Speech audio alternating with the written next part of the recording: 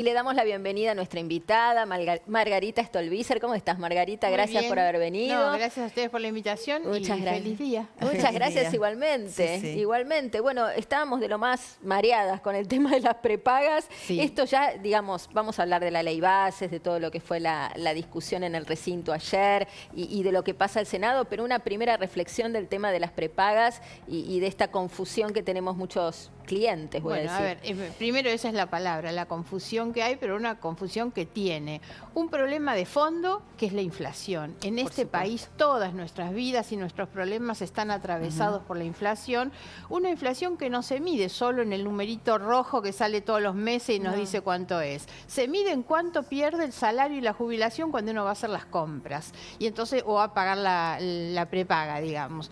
Ese es el problema de fondo. Y el problema de origen de esta situación tan conflictiva es el decreto del presidente de diciembre, Sí, claro, donde hace desregular sin haber hecho un análisis de situación previa, tener un buen diagnóstico. Sí, en un mercado concentrado y probablemente carterizado, más allá de que lo dirá la justicia. Entonces autoriza lo que después terminan desautorizando porque produce estos efectos. Temporalmente, porque esta medida administrativa, si yo no me equivoco, tenía un lapso de 6 meses Claro. y después queda vigente el DNU, o sea que Sí, me parece salvo que la justicia disponga algo en contrario en el ínterin. Pero esto marca un poco lo que le pasa a la Argentina. Desde hace mucho tiempo vivimos a los altos, por decirlo de una manera vulgar, la inestabilidad que existe en la Argentina, y eso atenta contra la organización de nuestra vida en el marco más pequeño, pero también con la organización de los negocios, de las empresas. Se hablaba mucho, y son temas de los que se trataron estos días en la sesión, buscar inversiones. El problema es que para atraer inversiones no hace falta solo que le des ventajas en una ley como se le están dando, hace falta condiciones económicas, hace falta estabilidad política para que haya estabilidad y seguridad económica. jurídica. Exactamente, la seguridad, la previsibilidad. Cualquier persona en su vida doméstica, en la organización familiar y en la organización de una empresa, lo que necesita es eso, saber que no le cambian las condiciones, que no le van a cambiar la alfombra de un día para el otro, y eso es lo que nosotros en el país no tenemos. Son las cosas que más se deberían mirar. El valor de lo institucional son las normas, la estabilidad de las normas que nos permita salir de la precariedad institucional que tiene la Argentina. Quizá te saco de tema porque no es el tema de hoy, porque vivimos coyuntura tras coyuntura, todo es 24 horas, pero ahora va a ir al Senado y vamos a estar todos mirando en el Senado lo que pase con el tema de los senadores y su dieta. Y yo pensaba ayer cuando veía el trabajo de los diputados después de las 30 horas de sesión, quedó esto también, inflación, todo parte de lo mismo, Claro. ¿no? Este desfasaje en discutimos, nos enojamos, que los senadores se aprobaron una dieta que, bueno, queda en 4,5 millones de 4,5 de bolsillo, pero los diputados que eran 1,5, y es la misma Cámara. Entonces yo digo, hablando de Claro, desfasaje, o sea, es un desfasaje obviamente demasiado grande, no es inentendible, pero eso tiene que ver con lo que decía, la precariedad institucional. Nosotros estamos promoviendo que la forma en que las dietas se resuelven sea a través de una ley también, que equipare, que ponga al presidente de la nación diciendo nadie puede ganar más que el presidente.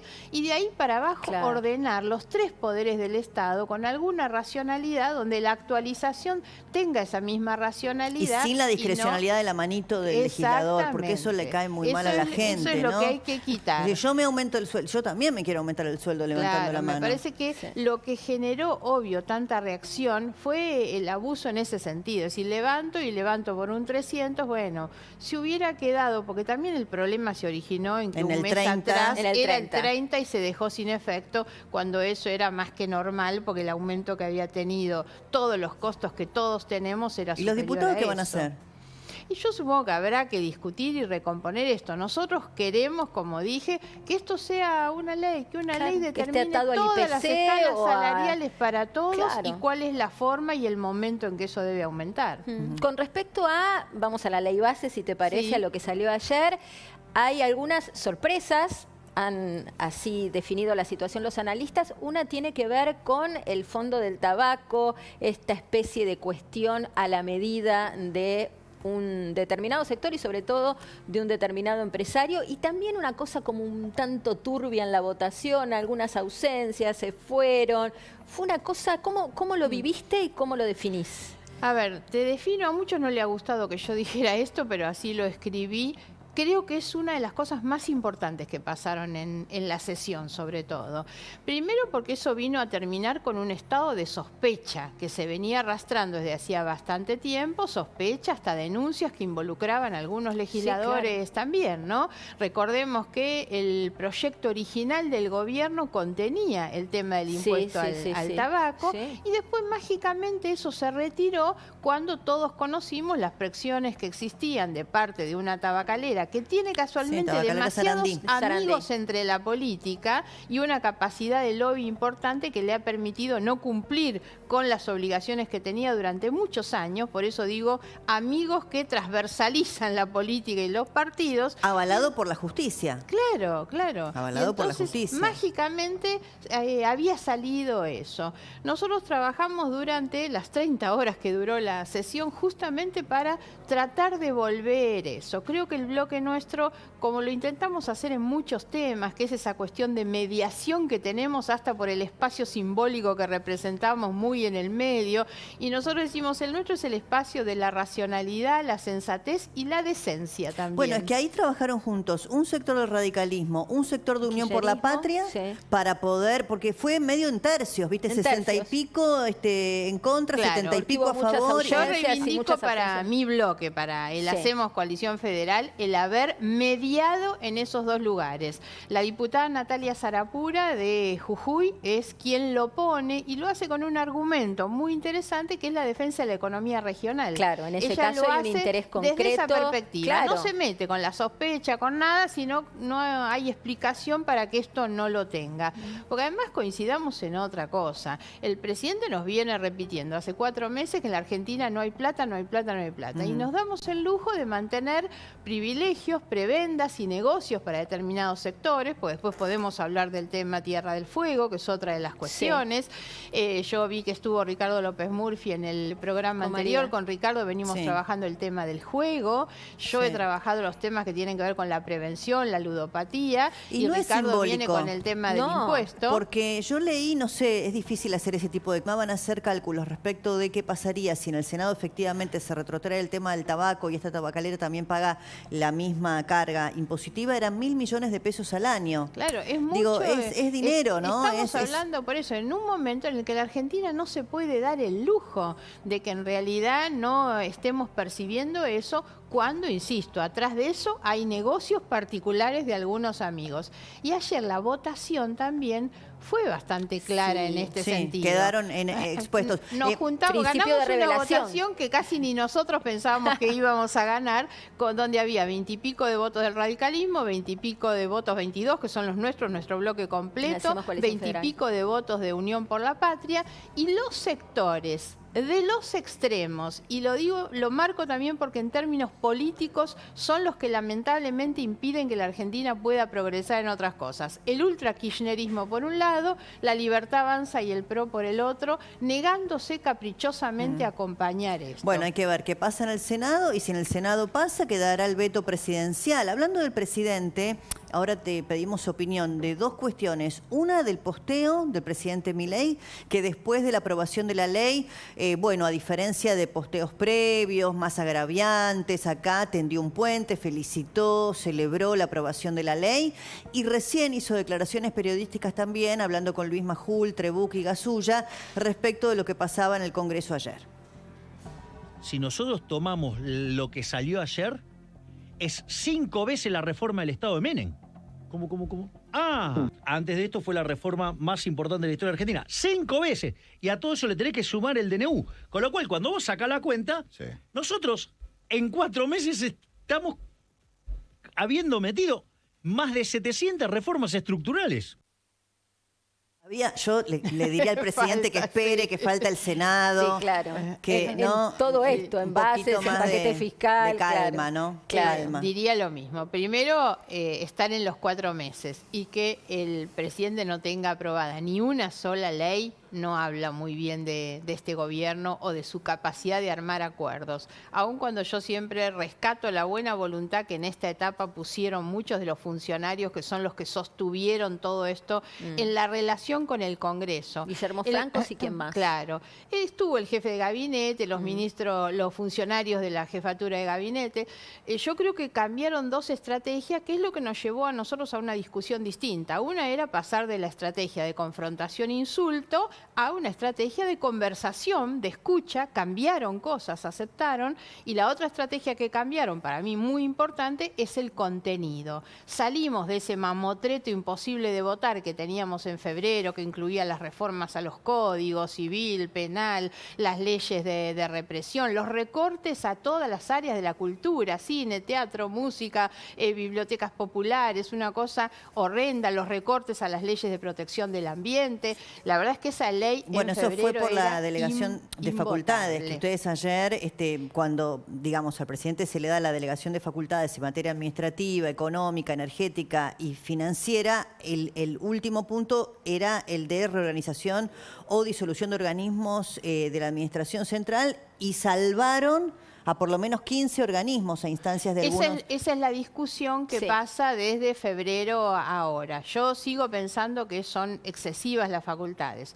Pero vuelvo al tema de la ley, cómo se trabajó. Se cambió y por eso se llegó a esto, y creo que llegaron a la aprobación ayer, porque aceptaron que había que dedicarse a la emergencia económica, fiscal, financiera, y dejar de lado todo lo que sobraba. Entonces llegamos a una ley no solo más chica en términos de cantidad, sino de calidad. El presidente estaba abocado a esto. Ahora, falta bastante. Incluso cuando se intentaban forzar algunas otras cosas, uno de los argumentos nuestros era: piensen que esto va al Senado. Claro. Necesitan pasar todavía un trámite muy complejo donde, si en diputados tienen debilidad numérica, en el Senado mucho más, y entonces tienen que esperar y que si vuelve con efectivamente modificaciones después el trámite legislativo cualquier modificación, una coma, le se tocan dilata, una coma y vuelve. una coma, y no vuelve llegás a mayo, diputados, al pacto de mayo no llegás ni de casualidad. Entonces yo diría, no hay que celebrar todavía tanto. Después una cuestión ya en la apreciación personal. El presidente Milei, como muchos otros, reivindican aquel gobierno de Menem, digamos. Yo no soy de esas en realidad, y fui muy crítica al gobierno de Menem como lo soy a este, y no comparto obviamente esa política de desguace del Estado y privatizaciones, que no solamente es inhumana respecto de las personas, con los despidos indiscriminados y demás, sino en la pérdida del capital estatal. Las capacidades estatales son muy importantes cuando hay gente de carrera, que trabaja, que tiene experiencias, que igual se ese forma, capítulo, digamos. si bien se achicó de las 36, si no me equivoco, empresas incluidas en el paquete original, quedaron 9. Pero bueno, hay algunas que son sustanciosas en términos de lo simbólico, como Aerolíneas, como el Correo, como AISA. Lo importante, claro, lo importante respecto de las empresas después es que vengan al Congreso todos esos pliegos, todas esas propuestas. Se discuta porque caso ojo a que caso. ahora un poco, y esto se repitió mucho en los discursos de ayer, es decir, bueno, lo que hicimos fue habilitarle al presidente una cantidad de cuestiones para que pueda gobernar. Ahora basta de quejas. Ahora, en la medida en que la ley salga, tiene todo como para poder llevar adelante su plan de gobierno. Esa es una buena, Débora siempre dice, una buena mirada para los senadores, incluso para los opositores al presidente, decirle, bueno, acá tiene la herramienta. Claro, ahora muestra resultados de gestión. Tiene que gobernar, exactamente. Porque, y un poco fue la idea, yo voto la ley en general y no voto después muchas de las cuestiones de los contenidos particulares, porque en realidad creo que debíamos habilitarle a él para que él tuviera la ley. Entonces no puedo decir más que no tiene esto. Más allá de que yo creo que la demora de 4 meses es imputable al gobierno. Hay una falta de gestión. Hay algunas notas que han hecho colegas de ustedes muy buenas sobre la falta de ejecución o la subejecución de las partidas presupuestarias.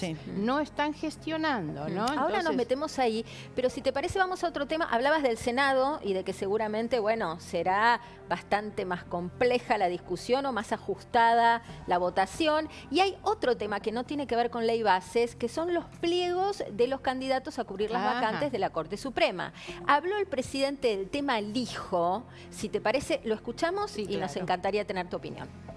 Una ventaja relativa que tiene el hijo respecto a cualquier otro candidato es que sabe cómo funciona todo el sistema jurídico de la justicia en Argentina, y si nosotros queremos hacer una reforma para que la justicia empiece a ser más ágil, digamos, y sea mucho más eficiente, hay que poner a alguien que sepa de cómo funciona. Yo tengo el culo limpio, Pablo. No necesito que la Corte Suprema me venga a salvar de algo. Por eso puedo hacer las reformas que estoy haciendo. Por eso puedo ir al hueso. Porque soy un tipo que está limpio. Bien. Bueno, es la segunda vez que el Sí. presidente Milei defiende la postulación de Ariel Lijo, tan cuestionada. La Sí. primera lo hizo con el argumento de metió preso a Vudú, como para sumar a esto que decía. Se recién. dio en cuenta una- que era débil ese argumento, Sí, ¿no? estaba flojardi de papeles. Sí, sí. Y precisamente tampoco fue una detención tan transparente como para No. que eso le sirva. Este argumento me parece muy malo, en realidad. Es decir, sabe cómo funciona.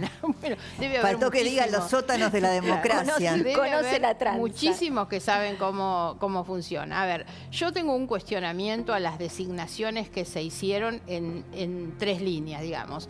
La primera, y debería llamarnos la atención esto, es por qué se postulan a 2 juntos cuando hay una sola vacante. Lo de García Se Mansilla está en relación a haciendo Maqueda, una dice. propuesta, pero ahora voy a llegar después a mi conclusión de por qué se proponen 2. Se propone a alguien para cubrir un lugar que la vacante no está. Lo están No, jubilando a Maqueda antes de tiempo. Fin de Maqueda año. hasta podría quedarse si Sí. se lo aprobara. Entonces, primera cuestión, ¿por qué hay 2? No hay una vacante para poner.